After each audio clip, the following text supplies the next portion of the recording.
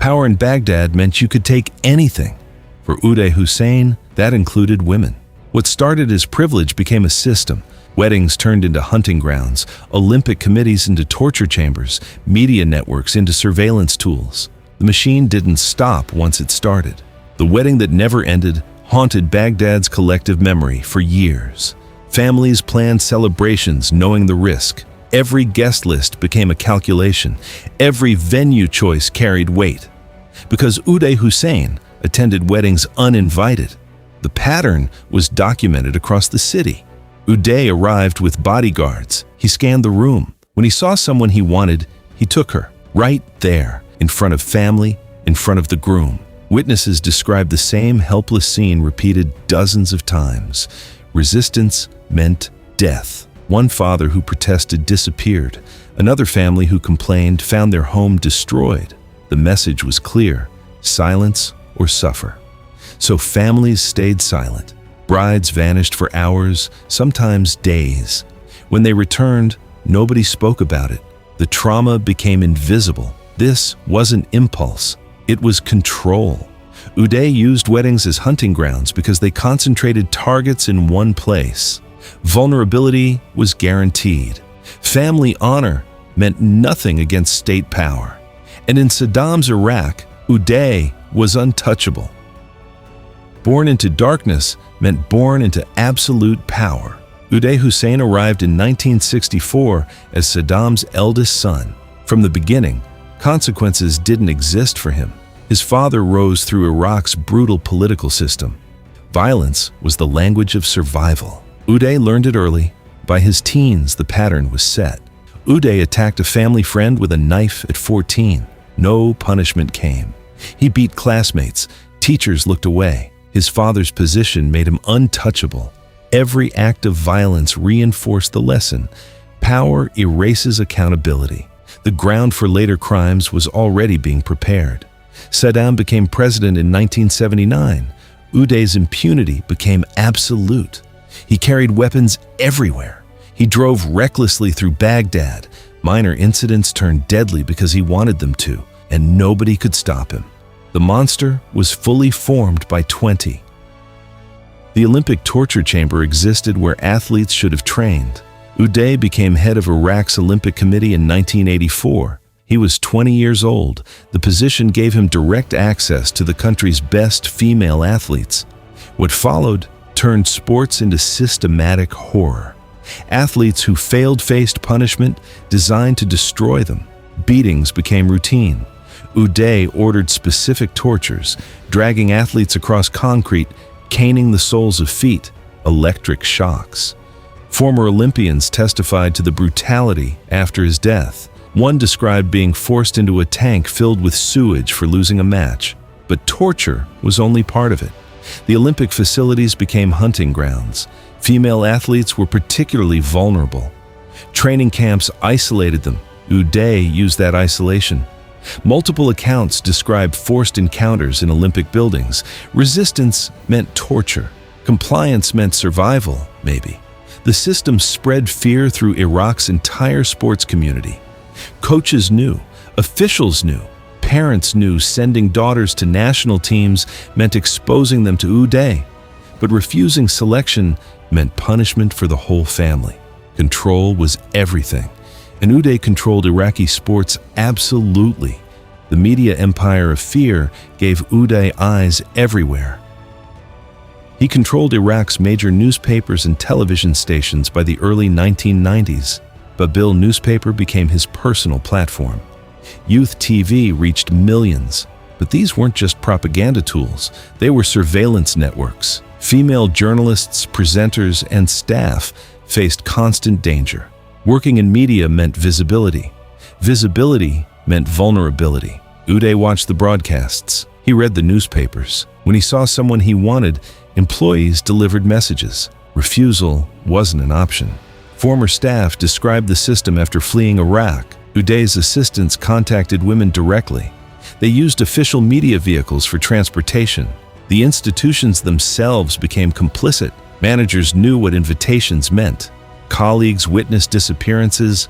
Everyone stayed silent. The machinery operated openly, because nobody could challenge it. Media positions that should have offered careers became traps. Families warned daughters against working in television. The most visible women faced the greatest risk, and Uday's media empire documented everything except his own crimes. The disappearance machine ran on bureaucracy and fear. Uday didn't work alone. He commanded networks built specifically for finding and taking women. Intelligence services provided surveillance. Security forces provided muscle. Government offices provided cover. The system operated like clockwork.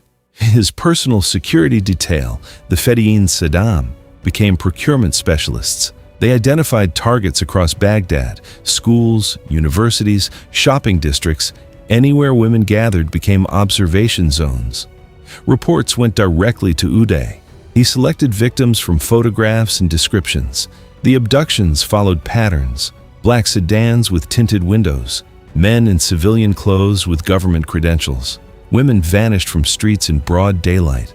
Witnesses knew better than to intervene. Police knew better than to investigate.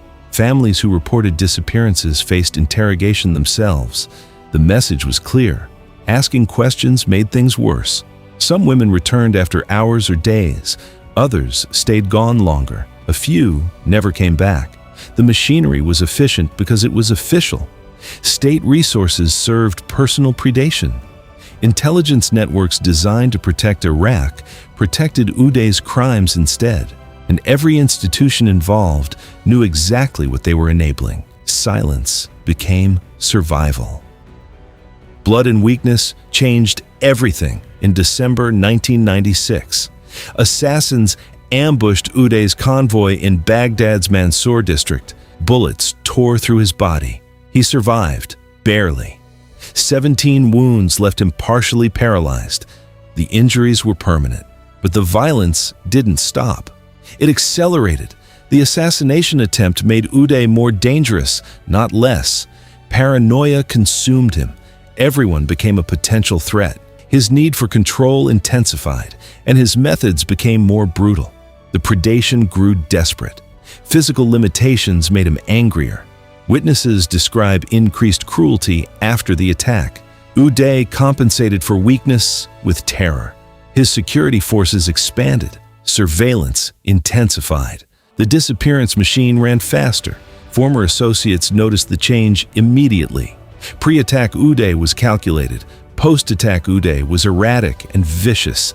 Pain fueled rage. Rage fueled violence.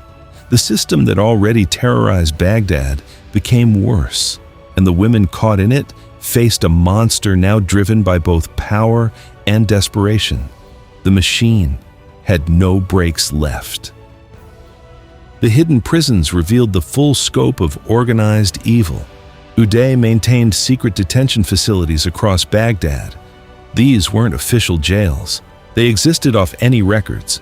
Women disappeared into them, and the state had no documentation, no arrest records, no charges, no trials, just vanishing.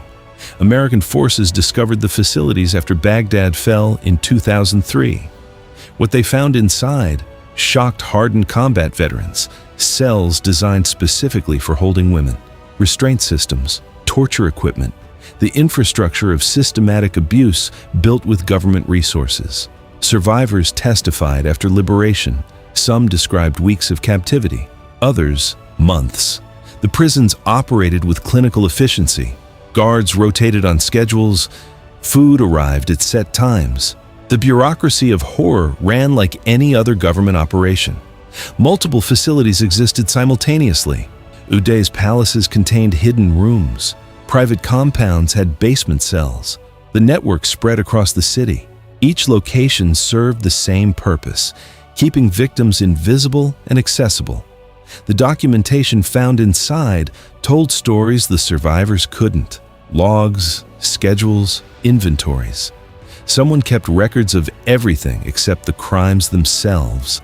The machinery of terror had accountants, and it all operated until the day American tanks rolled into Baghdad. The machine finally stopped on July 22, 2003. American forces surrounded a villa in Mosul. Uday and his brother Qusay died in the firefight. 4 hours of combat ended with both brothers dead. The terror apparatus collapsed immediately. Without Uday, the networks dissolved. The prisons emptied. The surveillance stopped. Baghdad exhaled. But justice never came for the victims. Uday died without facing trial. The testimonies remained unheard in court. The full scope of his crimes stayed buried with him. The machine stopped, but it never answered for what it did.